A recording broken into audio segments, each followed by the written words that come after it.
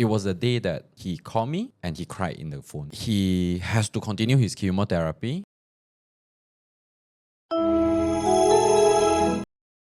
Okay, so for our next topic is don't let medical costs drains your saving. So this is usually suitable for people who are in the mid-20s to late 30s, meaning they started to have some savings already. So there was a time that they're working and currently they have a certain saving and they are actively building their career and most likely still single. So this is the time that medical coverage is critical here because career is growing and the saving are still building. And one hospital bill can just wipe it out. Hospital bill in Malaysia can reach 6 figures easily, even for the common conditions. Medical inflation is real and it usually inflates much faster than our salary. So the last year medical inflation is actually 14.9%, and most likely for our companies, I mean for the salary workers, right, we usually increase 3 to 5% per year. 5% is like, when you're really performing. So last but not least is that insurance actually shield your saving. So while you are actively saving, you have an insurance to protect your saving so that when something happens, the insurance will help you to pay out the bill instead of you clearing up your savings to pay the bill. So I have this because I did a quick share just now. One of my ex-colleague, he was in another principal actually. So we were quite close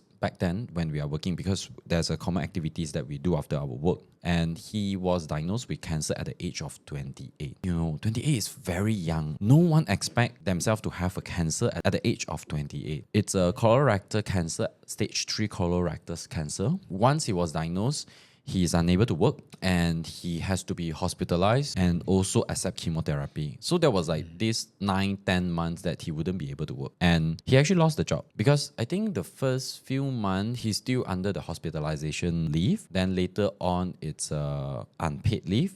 And eventually the company has to ask him to go. And that really worsened the whole situation because he has no insurance. He's at his late 20s actually. He has no personal insurance and he was fully reliant on the company insurance to pay out the bill. And even so, it's about to reach the annual limit already provided by the company insurance. And that is the time that company decided to ask him to go. I mean, it's an MNC, so everything is follow the book. So when a employee cannot work for a certain amount of time, they cannot justify the KPI for continuing hiring someone for not doing the job. So they are very sadly informed him, and it was the day that he called me and he cried in the phone. He has to continue his chemotherapy. So what he eventually do is that he finish up his savings that he has built for the past, I think, 6 years of savings. He end up has to ask his parents some money so that he can continue the therapy and then to pay for his commitments. He recovered, but it took him quite some time to get back up on his own because he lost his saving. He owes his parents money. He even owed a few people's money. He was a salesperson like me, and while you are still recovering from the cancer, it's not easy for you to work the way you used to work. He's constantly tired and lack of energy. So if during that time he has a policy that I bought previously, if he had the policy that I bought, his medical will be covered, so he doesn't have to clear up his saving. And second, because he was diagnosed with cancer, so the policy that I bought actually has critical illness, which is going to pay out 150,000. It's not a lot of money, yes, but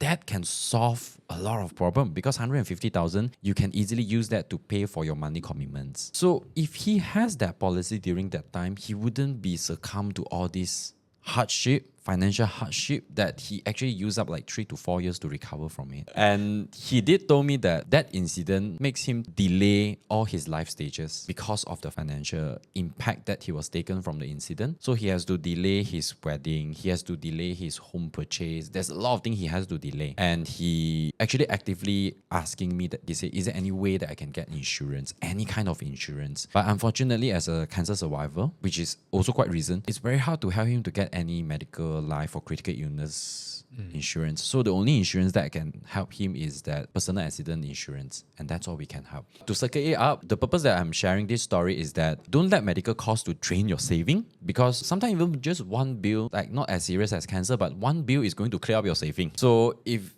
can buy insurance as early as you can, make sure that you have your medical cover.